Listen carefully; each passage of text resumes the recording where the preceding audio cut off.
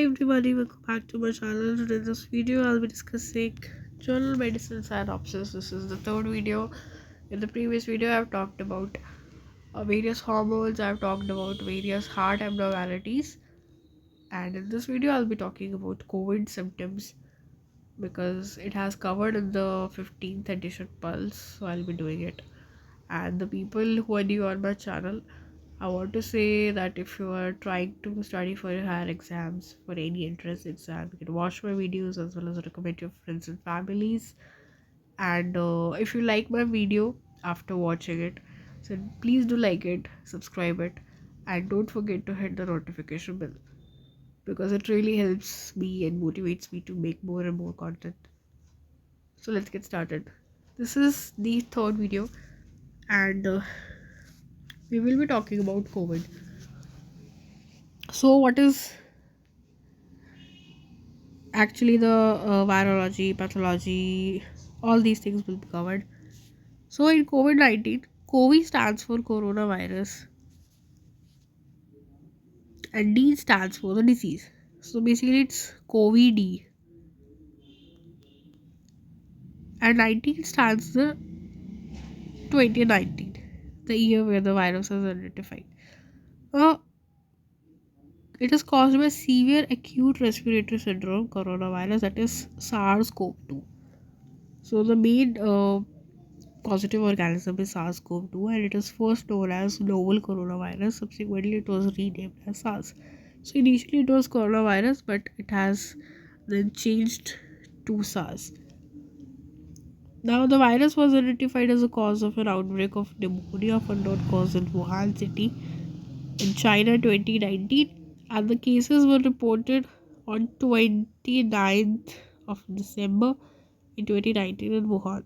So WHO has declared this as a public health emergency on January 30th, 2020, and the disease was recognized as pandemic on 11th March.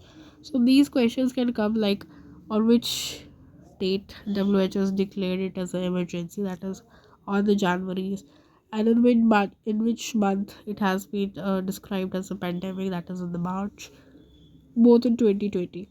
So it was potentially a zoonotic virus. Bats were the immediate hosts. Okay, so this is all mentioned here. Like, we have to study according to this. We just can't make our own excuses like, no, it's not from bats or it's from laboratory. But what has been mentioned, we have to answer it according to it. Now, after that, after having an introduction, let's talk about virologies. So, respiratory RNA viruses named by crown like spikes on their surfaces. So, these are actually very it's the respiratory RNA viruses. Okay, so basically it's a RNA virus, and it has crown-like spikes on the surfaces.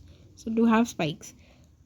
Talking about the classification, okay, so it's actually talking about whole of the classification. So we're talking about all the respiratory related RNA viruses having spikes. So classified as tonovirinae, orthocoronavirinae, and in orthocoronavirinae we have uh, different animals: alpha for beta, gamma, delta. So talking particularly by coronavirus, so human coronavirus has 7 variants. It has 7 variants, and they are alphas, betas. Two families are there. Talking about alpha, we have this CoV 29. It's 2022 9E, or it can be NL63. So these are the alpha ones, and rest of all are the betas. So SARS basically is a beta family. That particular coronavirus is a beta family.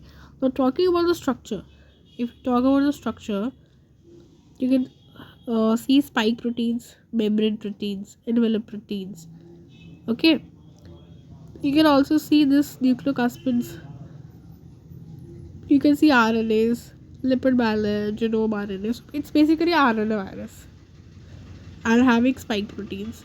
Now it's actually a spherical helical nucleoprotein, and has a large club or petal shaped spikes. It is single stranded RNA.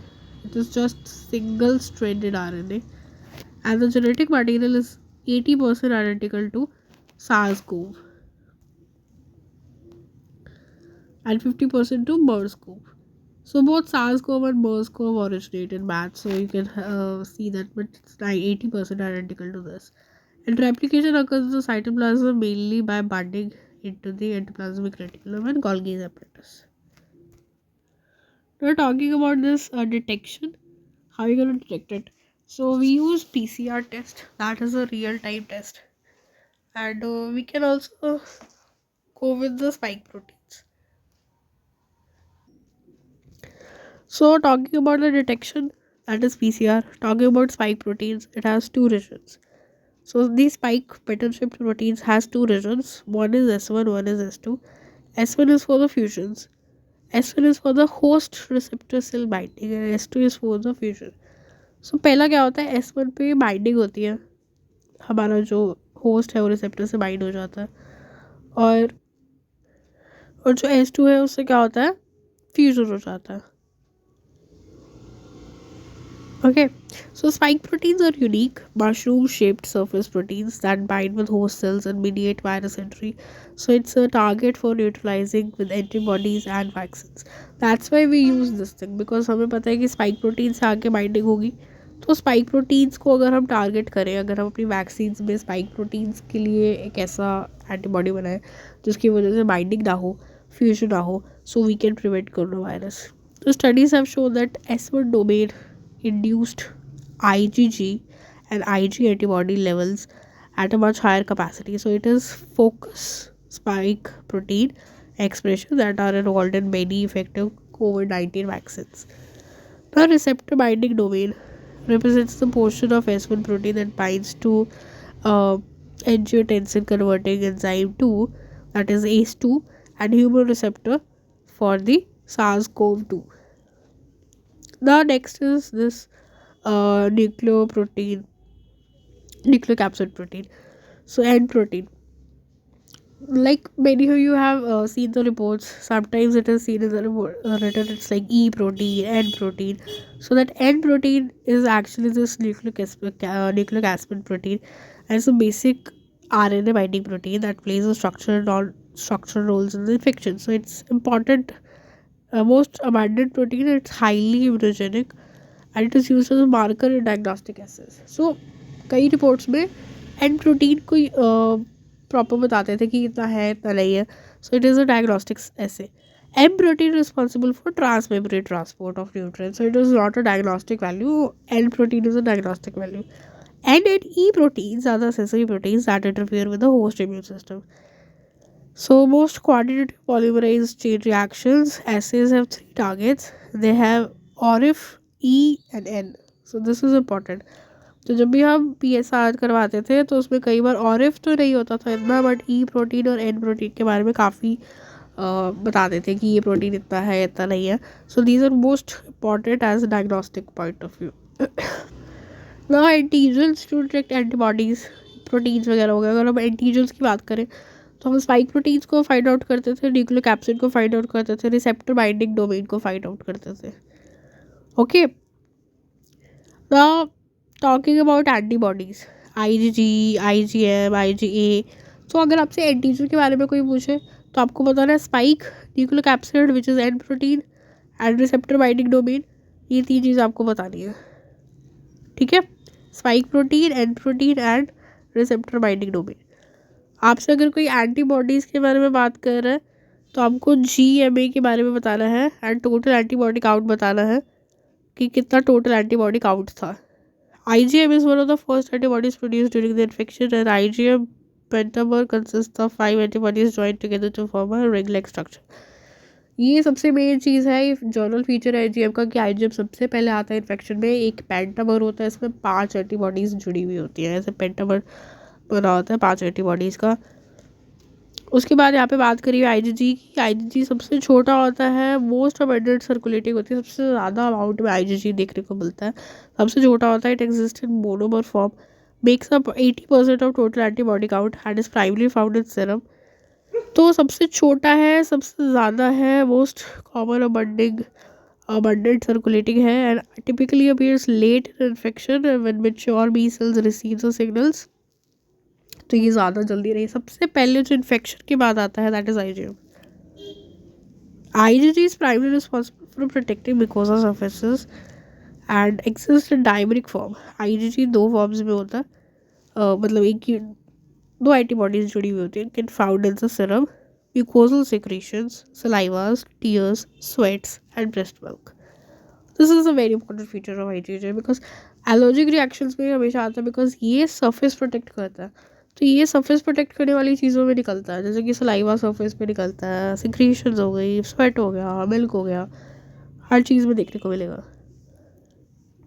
Now up to 5th day IgM starts preparing and is detectable on 7th day. तो IgM basically आपको 7वें दिन देखने को मिल जाएगा. IgG is detectable around like आधे महीने बाद IgG देखने को मिलता है और ये 1 महीने में जाके पीक पे आता है. सो IgG को डिटेक्ट करना is not good and they usually stay in your long blood long after the infection goes away because 14 दिन का तो क्वारंटाइन पीरियड ही होता है. 1 महीने में जाके IgG पीक पर आएगा तो IgG is not of use. The radical variations of the levels of SARS-CoV-2 RNA and teacher IgM.